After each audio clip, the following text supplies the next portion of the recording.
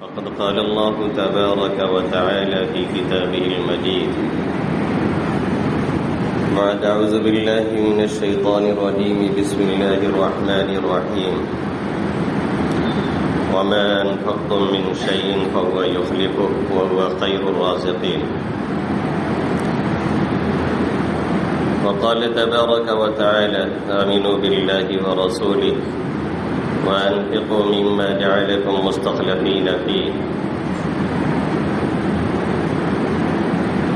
عن عبد الله بن عباس رضي الله تعالى عنهما قال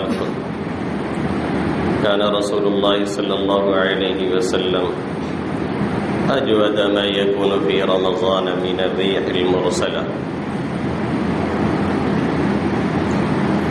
وقال النبي صلى الله تعالى عليه وسلم والشهر المواساة وقال من تقرب فيه بخصلة من الخير كان كمن أدى فريضة فيما سواه ومن أدى فريضة فيه كان كمن أدى 70 فريضة فيما سواه أو كما قال سيدنا وهادينا محمد صلى الله تعالى عليه وسلم.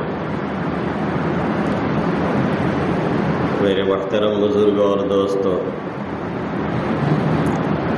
میرے غیور نوجوان ساتھیوں،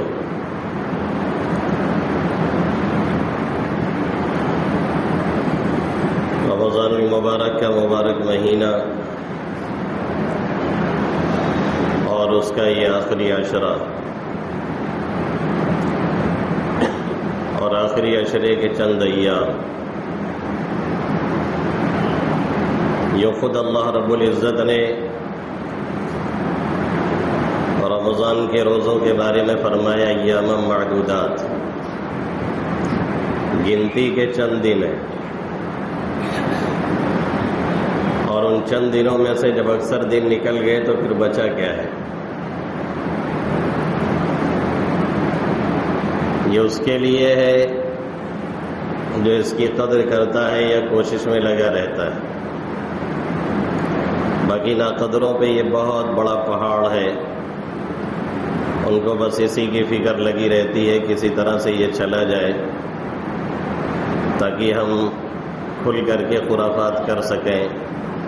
اللہ ایسی سوچ سے ہماری اور آپ کی اور ہمارے نوجوانوں کی بالخصوص، اور وہ 65 بوڑھے جن کی عمریں زیادہ ہو چکی ہیں اور پیر قبر میں لٹکا ہے پھر بھی وہ سدھرنے کا نام نہیں لے رہے ہیں، اللہ انہیں بھی توفیق عطا فرمائے، آمین یا رب العالمین.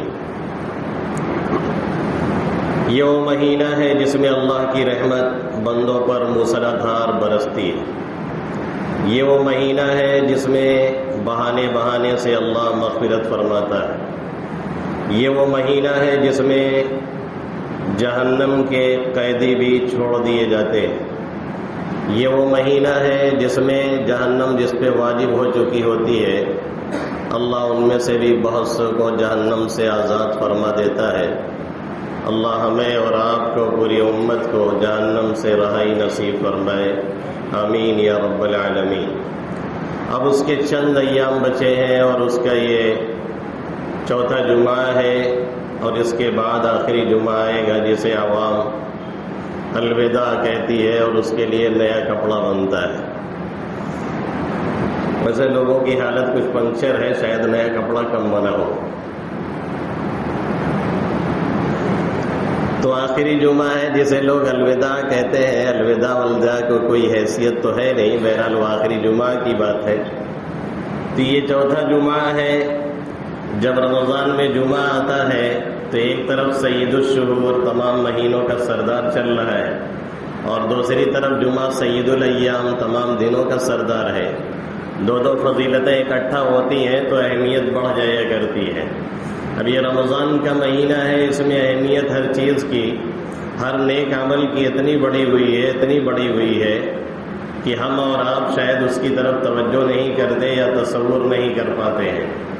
اللہ کے حبیب صلی اللہ علیہ وسلم نے یہ فرما دیا کہ من تقرب فیہ بخصلۃ من الخیر کان کمن ادى فریضۃ فیما سوا. اگر اس میں کسی نے کوئی نفلی کام کیا ہے تو یہ سمجھ لیجیے کہ اس نے رمضان کے علاوہ فرض کام انجام دیا ہے. یعنی 1 روپے اگر صدقہ کیا ہے تو یہ سمجھیے کہ رمضان کے علاوہ جیسے 1 روپے آپ زکوٰۃ میں نکال رہے ہیں، فریضہ پورا کر رہے ہیں، اس مہینے میں نفل کام کی حیثیت اتنی بڑھی ہوئی ہے کہ اس کے علاوہ مہینوں میں جو فرض کی اہمیت ہوتی ہے اور ثواب ملتا ہے وہ نفل پہ ملتا ہے. ایک نفلی کام پہ 2 رکعت نفل نماز آپ پڑھ رہے ہیں تو یہ سمجھ لیجئے کہ جیسے آپ نے فریضہ 2 رکعت کا ادا کیا ہے، عام دنوں میں فجر جیسے پڑھ رہے ہیں، ایسے یہاں پہ مسئلہ ہوتا ہے. من تقرب فيه بخصلة من الخير كان كمن أدى فريضة فيما سواه ومن أدى فريضة فيه كان كمن أدى 70 فريضة فيما سواه. جس نے اس مہینے میں کوئی فرض ادا کیا تو اور دنوں کے اعتبار سے یہ سمجھ لیجیے کہ اس نے 70 فرض ادا کیا ہے. جیسے ابھی آپ 2 رکعت جمعہ کی نماز فریضہ اپنا ادا کریں گے نا تو یہ سمجھیے کہ 70 رکعت پڑھ کر کے نکل رہے ہیں. عام دنوں کے اعتبار سے اتنا ثواب اس کا ہے. من ادى فريضة فيه كان كمن ادى 70 فريضة فيما سواه. یعنی 1 روپیہ اگر زکوٰۃ کا ہم نے اس مہینے میں نکالا ہے تو عام دنوں کے اعتبار سے سمجھ لیں کہ ہم نے 70 روپیہ زکوٰۃ نکالی ہے. اگر ہم نے اس دن میں کوئی فریضہ پورا کیا ہے، جمعہ کی 2 رکعت ہم نے پڑھی ہے، تو عام دنوں کے اعتبار سے سمجھ لیجیے کہ ہم نے 70 رکعت فرض کی نماز پڑھی ہے. یہ اتنا فرق ہوتا ہے. اللہ کے حبیب صلی اللہ علیہ وسلم نے فرمایا کہ اس مہینے کی یہ خصوصیت ہے. اب اتنی موسلا دھار اور دھواں دار بارش اگر رحمت کی چل رہی ہے اور کسی کو اس میں سے کوئی حصہ نہیں مل رہا ہے تو پھر اس کی محرومی میں آخر شک اور شبہ کی گنجائش کہاں رہ جاتی ہے. بارہ کی در لطافت تباش خلاف نیس در باغ لال روید و در شور بوم خس. بارش جس کی طبیعت میں، جس کی پاکیزگی میں، جس کی لطافت میں اور جس کی رویدگی میں اور جس کے اگانے کی صلاحیت میں کسی کو کوئی اختلاف نہیں ہے، لیکن وہی بارش ہوتی ہے تو اچھی زمینوں پہ بہت پھول اگتے ہیں، بڑی گھاس اگتی ہے اور بہت کچھ اس میں دیکھنے کو ملتا ہے. کلیاں کھلکھلانے لگتی ہیں، کھیتیاں لہلہانے لگتی ہیں اور دانے اس میں بڑھنے لگتے ہیں. لیکن وہی بارش اگر بنجر زمینوں پہ جا کے گرتی ہے تو کوئی نیک نتیجہ نہیں نکلتا ہے. یہی حال اس مہینے میں ہے کہ رحمت کی بارش برس رہی ہے. اب ہمارا دل کیسا ہے، ہمارا دماغ کیسا ہے، ہماری دل کی زمین کیسی ہے، ہماری خود سوچ کیسی ہے، ہماری خود فکر کیسی ہے، اسی اعتبار سے ہمیں ملنے والا ہے. ادھر سے بارش چل رہی ہے، ظرف جیسا ہوگا ایسے ہی ہمیں اور آپ کو ملے گا. اسی لیے اللہ کے حبیب صلی اللہ علیہ وسلم نے ایک اور ہدایت دیتے ہوئے اس مہینے کے تعلق سے فرمایا کہ وَالشَّهْرُ الْمُوَاسَاةِ، یہ مہینہ غمخواری کا ہے. یہ مہینہ ایک دوسرے کے سپورٹ کرنے کا ہے. یہ مہینہ ایک دوسرے کے کام آنے کا ہے. یہ مہینہ ایک دوسرے کی مدد کرنے کا ہے. یہ مہینہ ایک دوسرے کی ہیلپ کرنے کا ہے. یہ مہینہ ایک دوسرے کی دلی خیر خواہی کا ہے. یہ مہینہ ایسا مہینہ ہے اگر افطار میں آپ اپنے لیے 10 آئٹم بناتے ہیں تو بغل والے کے لیے بھی 10 کم سے کم تیار کریں، اور نہیں تو نہیں 2-4 تو کم سے کم اس کے لیے انتظام کر ہی دے. یہ مہینہ غمخواری کا ہے. عام حالات میں ہمیں اور آپ کو یہ بتلایا اللہ کے حبیب صلی اللہ علیہ وسلم نے، المسلم من سلم المسلمون من لسانہ و یدہ. مسلمان وہ ہے جس کی زبان اور ہاتھ سے، یعنی جس کے اعضاء سے مسلمان محفوظ رہے، اسے کوئی تکلیف نہ پہنچائی جائے. عام حالات میں یہ فریضہ ہمیں اور آپ کو دیا گیا، اور اس مہینے میں خصوصیت کے ساتھ اللہ رب العزت کے حبیب صلی اللہ علیہ وسلم نے فرمایا شہر المواسات، یہ غمخواری کا مہینہ ہے۔ غمخواری اپنوں کے ساتھ کریں، غمخواری قریبیوں کے ساتھ کریں، غمخواری دور والوں کے ساتھ کریں، غمخواری رشتہ داروں کے ساتھ کریں، غمخواری کسی نادار کے ساتھ کریں، غمخواری کسی مجبور کے ساتھ کریں، غمخواری کسی یتیم کے ساتھ کریں، غمخواری کسی بیوہ کے ساتھ کریں، غمخواری کسی مسکین کے ساتھ کریں، غمخواری کسی مسکینہ کے ساتھ کریں۔ جیسا درجہ ہوگا ایسے ہی ثواب بڑھتا چلا جائے گا۔ شہر المواسات یہ غمخواری کا مہینہ ہے، اسی لیے عام طور پہ مسلمانوں کا یہ طریقہ رہا ہے کہ اسی مہینے میں وہ زکوٰۃ نکالا کرتے ہیں۔ حالانکہ یہ مہینہ کوئی زکوٰۃ کے لیے مخصوص نہیں ہے، زکوٰۃ آپ پر تبھی فرض ہو جاتی ہے جب آپ نصاب کے مالک ہوتے ہیں اور اس پر سال گزرتا ہے۔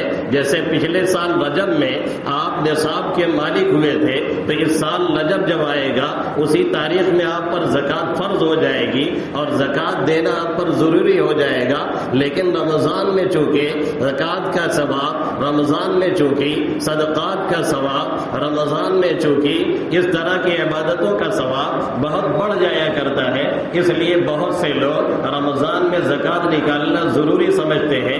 رمضان میں ضروری نہیں ہے، جب سال پورا ہو رہا ہے تبھی آپ زکوٰۃ نکالیں گے۔ ہاں آپ کو یاد نہیں رہ گیا کہ کس سال میں ہمارے پاس اتنا مال آیا تھا، ہم نصاب کے مالک ہوئے تھے جس سے ہم پر زکوٰۃ واجب ہوئی تھی، یہ دھیان میں نہیں رہ گیا، پھر آپ نے رمضان کی ایک تاریخ متعین کر لی تو ٹھیک ہے، اب اسی پہ چلتے رہیے اور اسی اعتبار سے نکالتے رہیے۔ ہم خرما و ہم ثواب، زکوٰۃ بھی نکلتی رہے گی اور اس کا ثواب کئی گنا بڑھ کر کے ملتا رہے گا۔ یہ دھیان دینے کی ضرورت ہے، اور اس میں دو باتیں بڑی اہم ہوتی ہیں۔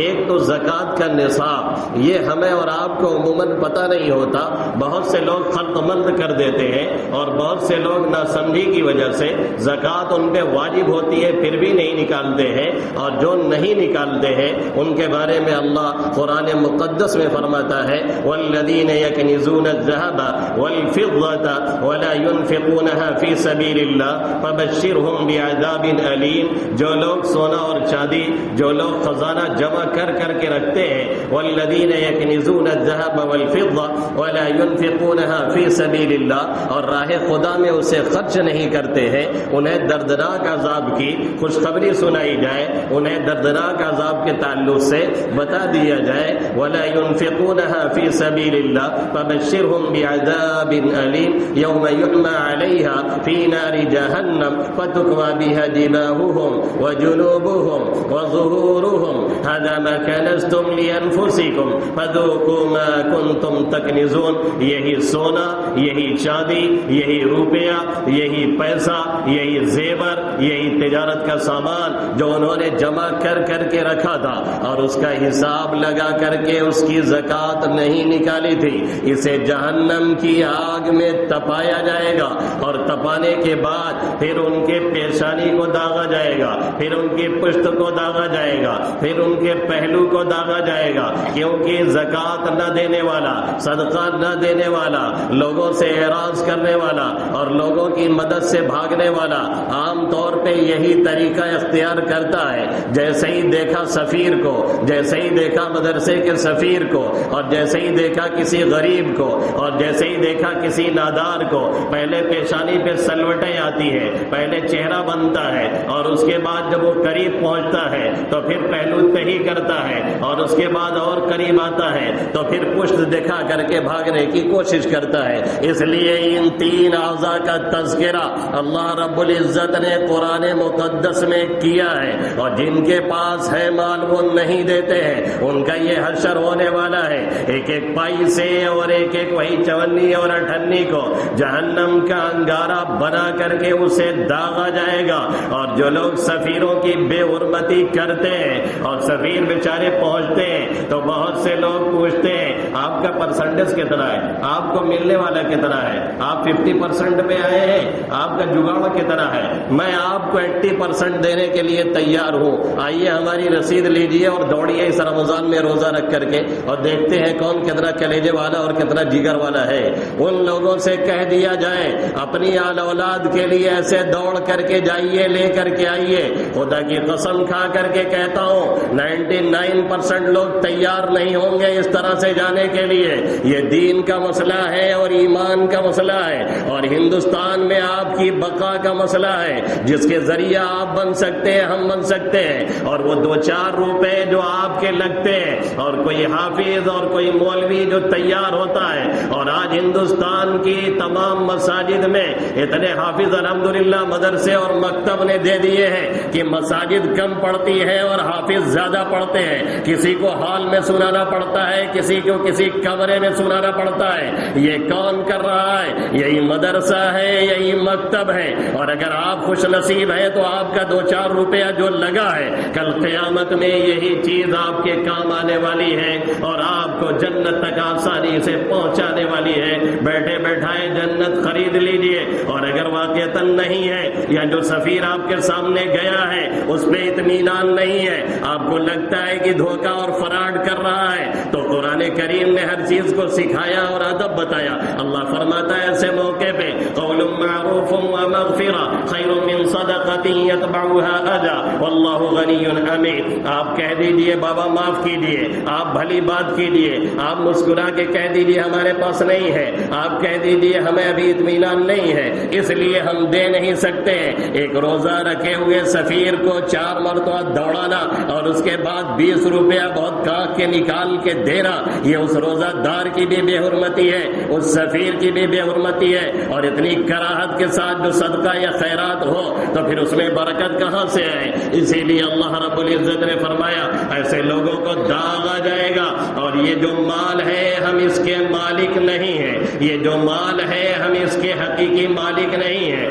ہم خزانچی ہیں، ہم امین ہیں، ہمیں جیسے آرڈر ملا ہے ایسے ہی خرچ کرنے کا اور دینے کا ہمیں اختیار ہے، اس کے علاوہ کچھ کرنے کا ہمیں اختیار نہیں ہے۔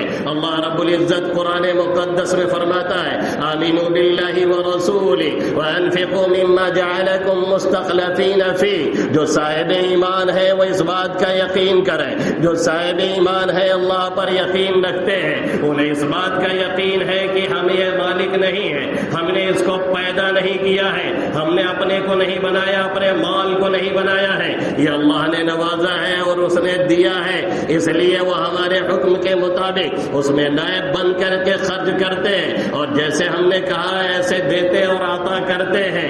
اس طریقے سے جب وہ دیتے ہیں تو پھر اللہ اسے برکت بھی دیتا ہے۔ وَمَا أَنفَقْتُم مِّن شَيْءٍ فَهُوَ يُخْلِفُهُ وَهُوَ خَيْرُ الرَّازِقِينَ۔ جو بھی تم خرچ کرتے ہو اللہ اس کا بدلہ دیتا رہتا ہے، اور وہ سب سے بہتر عطا کرنے والا ہے۔ اور اللہ کے حبیب صلی اللہ علیہ وسلم نے فرمایا جس مال میں زکوٰۃ مل جاتی ہے وہ مال تباہ اور برباد ہو جاتا ہے۔ جو گھرانے زکوٰۃ نہیں دیتے ہیں وہ اجڑتے ہیں، جو گھرانے زکوٰۃ نہیں دیتے وہ تباہ ہوتے ہیں، جو گھرانے زکوٰۃ نہیں دیتے ہیں ان کے لاکھوں لاکھ روپے ایسا برباد ہوتے ہیں کہ انہوں نے کبھی سوچا بھی نہیں ہوتا ہے کہ ہمارا پیسہ یہاں پہ برباد ہوگا، کیونکہ میرے نبی محترم محمد عربی صلی اللہ علیہ وسلم نے فرما دیا ہے کہ جس مال میں زکوٰۃ مل جاتی ہے وہ مال تباہ اور برباد ہو جاتا ہے، یعنی جو روک کے رکھتا ہے زکوٰۃ نہیں دیتا ہے اور زکوٰۃ کا مال اس کے مال میں رہ گیا ہے، نتیجہ یہ نکلتا ہے کہ وہ مال پورے مال کی تباہی اور بربادی کا سبب بنتا ہے۔ اس لیے گن کر کے باقاعدہ کاؤنٹ کر کے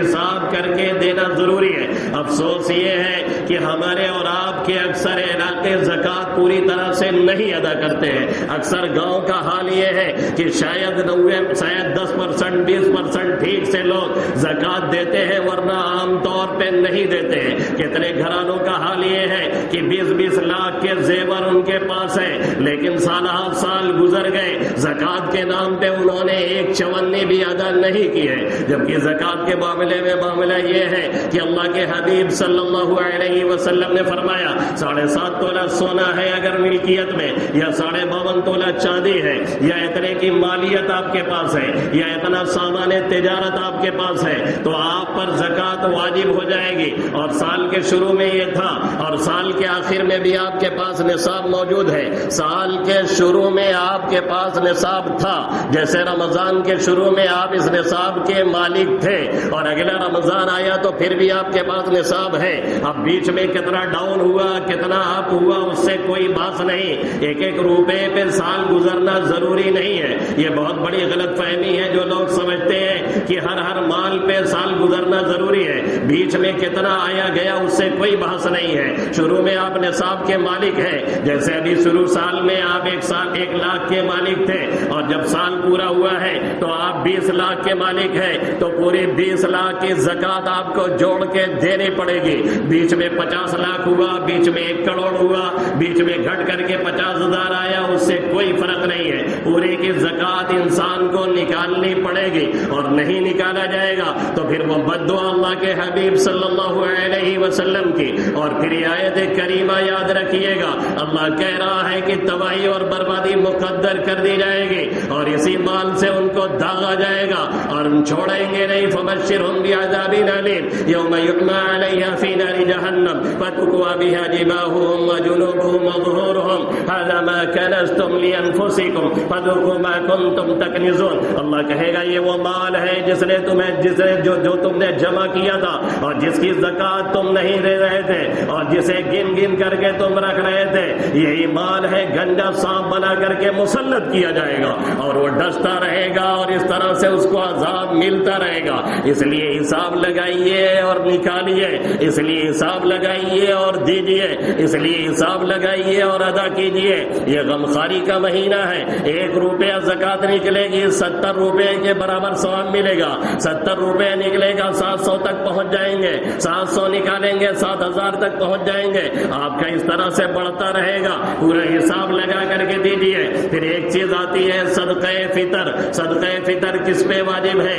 جو نصاب کا مالک ہے، اس پہ سال گزرنے کی بھی شرط نہیں ہے۔ عید کی صبح میں جب صبح صادق ہوتی ہے، طلوع ہوتی ہے، صبح صادق آتی ہے، اس وقت میں جو نصاب کا مالک ہے اس پہ صدقہ فطر واجب ہو جایا کرتا ہے۔ اس سے پہلے جو دنیا سے چلا گیا اس کا صدقہ فطر ساقط، اور اس وقت میں جو دنیا میں آ گیا اس کا بھی صدقہ فطر واجب ہے، اور چاہے بالغ ہو چاہے نابالغ ہو سب کو ادا کرنا ہے۔ اگر بالغ اولاد ہے اور اس کے پاس مال ہے تو اس کے مال سے دیا جائے، اور اگر اس کے پاس مال نہیں ہے تو باپ ادا کرے گا بالغ اولاد کی بھی، باپ ادا کرے گا نابالغ بچوں کا بھی، باپ ادا کرے گا غلام اور خادم کا بھی، وہ ادا کرے گا جس کو جتنے بھی اس کی ماتحتی میں ہے۔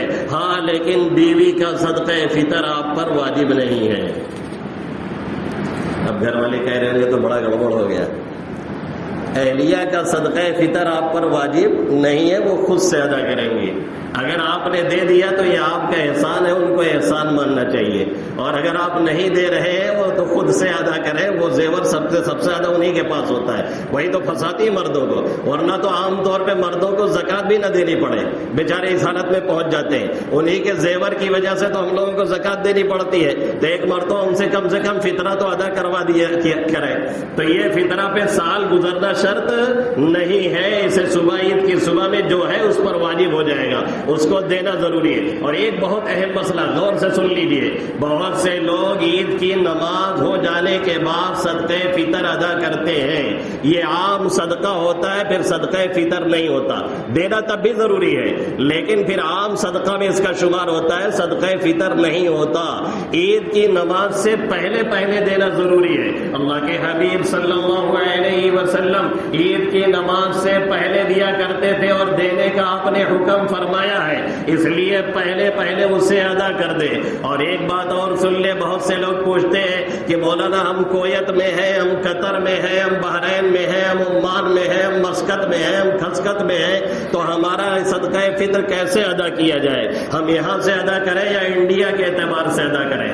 اگر آپ غلے سے دے رہے ہیں تب تو آپ کہیں سے ادا کر دیں، اگر آپ غلے کے ذریعے سے سے دے رہے ہیں تب تو کہیں سے ادا کر دے، کوئی مسئلہ نہیں ہے بھائی، جو گیہوں آپ یہاں دیں گے وہی گیہوں وہاں دیں گے، کچھ کوالٹی کا فرق ہوگا، بس اتنا ہی ہو سکتا ہے۔ پیسے سے اگر آپ دے رہے ہیں تو عید کی صبح میں آپ جہاں ہیں اسی پیسے کا اعتبار ہوگا۔ اگر آپ سعودی میں ہیں تو وہاں کے ریال کے اعتبار سے دینا پڑے گا۔ آپ 25 ریال لگ رہا ہے کہ 50 لگ رہا ہے، اس سے کوئی بات نہیں، آپ کو ادا کرنا ہی کرنا ہے۔ یہ ایک اہم مسئلہ ہے، بہت سے لوگ پوچھتے رہتے ہیں، اس لیے ہم نے اس کی بھی وضاحت کر دی ہے۔ اور یہ دیتے ہوئے کبھی بھی بوجھ نہ سمجھے، اور یہ نہ سمجھیں کہ 2-4 روپے ہمارا جا رہا ہے۔ مسئلہ سمجھ میں آ گیا نا؟ اگر غلے سے دے رہے ہیں تو آپ کہیں پہ بھی ہیں، کوئی فرق نہیں ہے، کہیں سے دے دیجیے۔ اور اگر پیسے سے دے رہے ہیں تو عید کی صبح میں آپ جہاں پہ ہیں وہیں کا اعتبار کیا جائے گا۔ آپ اگر قطر میں کما رہے ہیں تو وہاں کا پیسہ سب سے بڑا ہے اور وہیں کا اعتبار کیا جائے گا۔ اب وہاں کے اعتبار سے 1000 نہیں 10,000 بن رہا ہے تو بھی آپ کو اسی اعتبار سے دینا پڑے گا۔ اور اگر غلے سے دے رہے ہیں تو کہیں بھی دے دیجیے۔ چوتھی بات ایک اور غور سے سن لیں، صدقہ فطر کے تعلق سے ہمارے یہاں مدرسے والے کی بھی بہت بڑی کمی ہے کہ سب سے جو لو کوالٹی ہے وہی ریٹ نکال کر کے چھاپ کر کے لگا دیا جاتا ہے، 40 روپیہ 35 روپیہ 42 روپیہ۔ بھیا یہ سب سے لو کوالٹی ہے، سب سے لو کوالٹی۔ اس کے بعد آتا ہے جو کا نمبر جس کا ایک فرد پہ 100 روپیہ بنتا ہے۔ اس کے بعد آتا ہے کشمش اور کھجور کا نمبر جو 3 کلو 266 گرام یعنی 3.25 کلو ہے۔ اب اگر ایک کھجور 200 روپے کلو بھی آپ پکڑیں گے تو 2/3 چھا اور 1/4 کلو ادھر، یعنی تقریباً 700 روپے ایک آدمی پہ پڑے گی۔ ہمارے ایک ساتھی یہاں پہ بیٹھے ہیں، عمر میں تو باپ کے قریب ہے، ہم نے ان سے کہا کھجور اور کشمش سے بھی دیا جانا چاہیے، تو انہوں نے کہا یہ کھجور کشمش کہاں ہوتی ہے؟ ہاں جو ہوتا ہے، اس لیے جو کے اعتبار سے ہم دے رہے ہیں۔ یہ بھی ٹھیک ہے، تو جو کے اعتبار سے آپ دیں تو پر ہیڈ 100 روپے پڑے گا۔ یہ سب سے لو کوالٹی ہے جو بتا دیا جاتا ہے اور لکھ کے لگا دیا جاتا ہے، اور سب یہی دے کر کے چلتا ہوتے ہیں۔ جو کے اعتبار سے دیجیے تو 100 روپیہ، اور اس کے بعد کھجور کے اعتبار سے کشمش کے اعتبار سے جائیں گے تو پھر 700 اور 800 روپے پڑے گا۔ اگر اللہ نے دیا ہے تو دل کھول کر کے عطا کیجیے۔ اللہ کہہ رہا ہے یا ابن آدم انفق علیک، اے انسان خرچ کر، میں تجھ پہ خرچ کرتا رہوں گا۔ اور اللہ نے قرآن مقدس میں ایک ضابطہ بیان فرمایا ہے کہ یہ رولنگ چلنی چاہیے، اور یہ جو مال ہے وہ پیسہ والوں کے پاس اور سیٹوں کے ساتھ رک کر کے نہ رہے۔